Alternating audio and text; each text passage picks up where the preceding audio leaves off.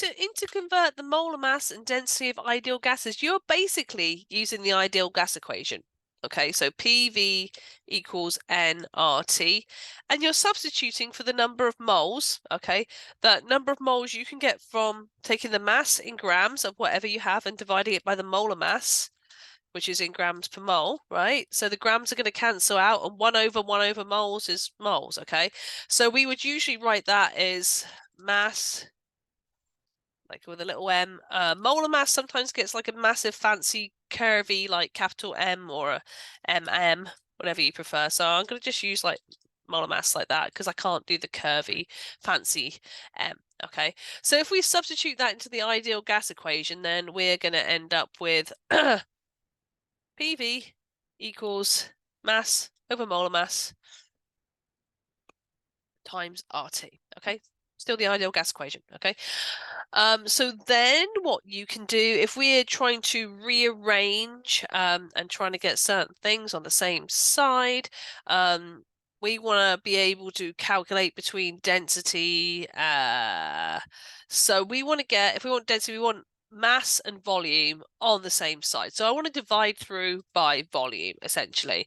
So I'll have pressure equals mass over volume times the molar mass times RT. Okay, so I'm just kind of spreading it out a little bit so then we can see that if I just want density by itself, right, I can do pressure times the molar mass divided by RT equals M over V. Did I get that? Everything taken care of? Yes, okay. So then instead of writing M over V, I can just write D for density, because we know density is the ratio of mass to volume, okay? So my expression then is density equals pressure times the molar mass over RT.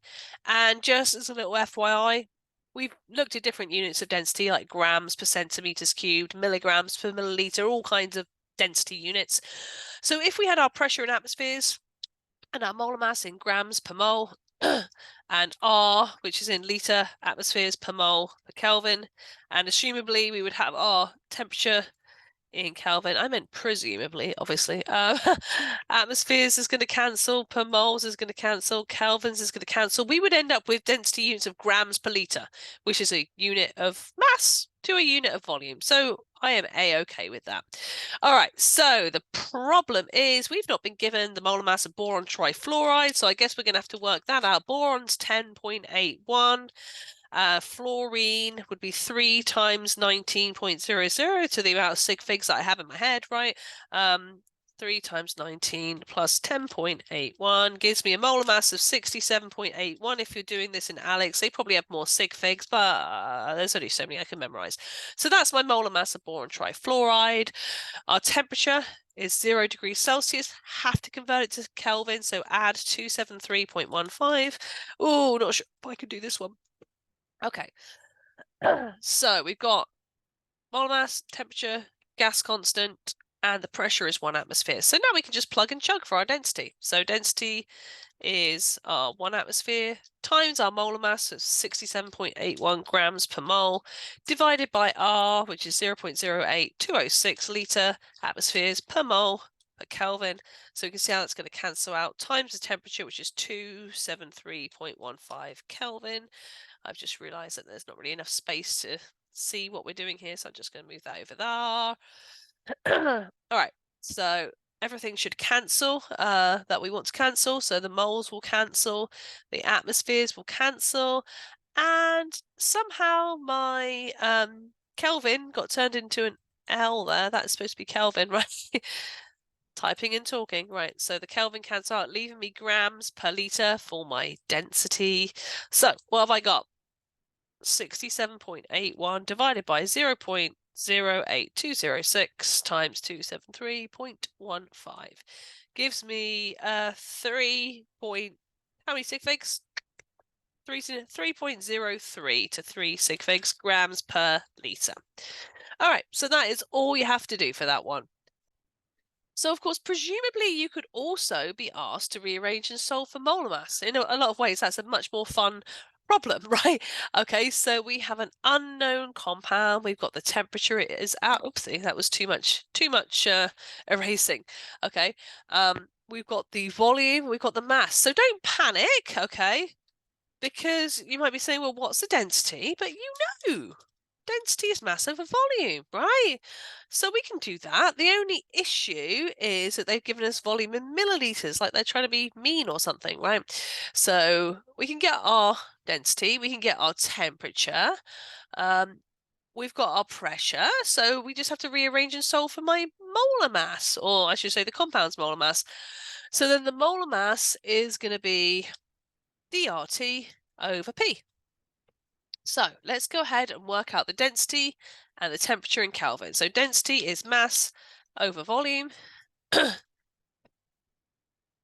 Our volume is in milliliters, which we can work that out.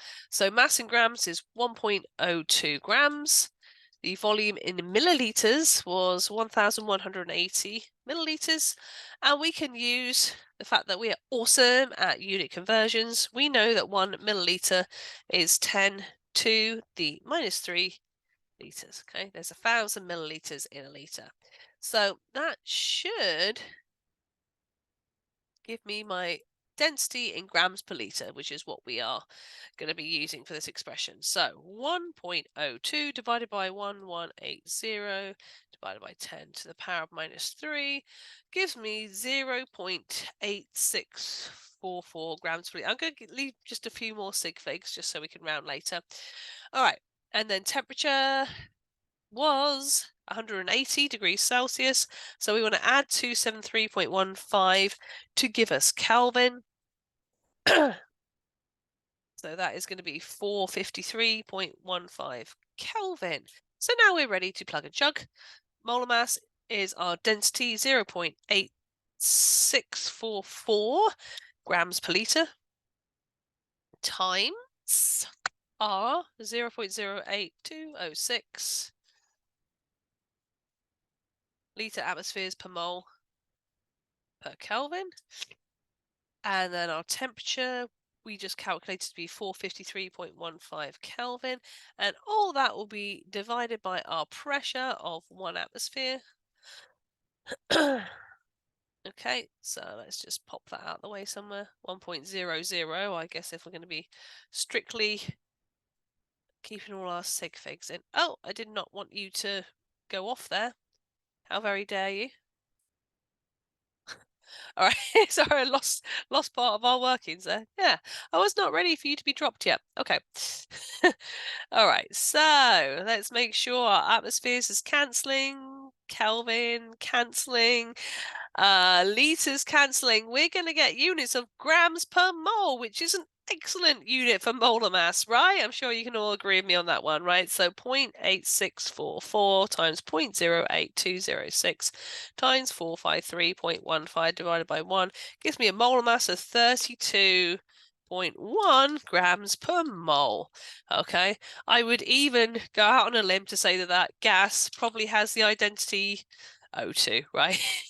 Probably. All right, so I'll leave it there. Okay, have fun with that one.